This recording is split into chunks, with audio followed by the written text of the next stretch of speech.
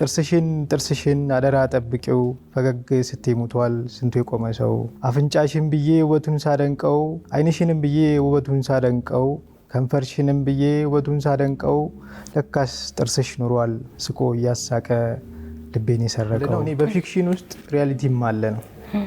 ሪያሊቲም አለ። ፊክሽንን ስናነብ ለምሳሌ ከማህበረሰቡ ምን ወስደዋለ ከኛ ምን ወስደዋለ። ስለዚህ ሙሉ መስተጋብሩን ነው ፊክሽኑ ላይ የምናስቀምጠው። ምናልባት ሪያሊቲ አይደለም ብለን ልናስብ እንችላለን፣ ግን ማህበረሰቡ የሚኖረውን አኗኗር ነው ፊክሽን ላይ የምናገኘው። ከእያንዳንዱ ከሚሰማን ስሜት ከተጎዳ ነው ጉዳት ደግሞ ለመውጣት ሙከራዎች አሉ። እነሱ ሙከራዎች ምንድነው? በስቃይ ውስጥ ሆኖ የሰው ልጅ ማለፍ ይችላል የሚለው ነው በዋናነት ለማስተላለፍ የፈለኩት። ደግሞ የማይቀሩ ነገሮች አሉ። እነዛ የማይቀሩ ነገሮች ምንድናቸው?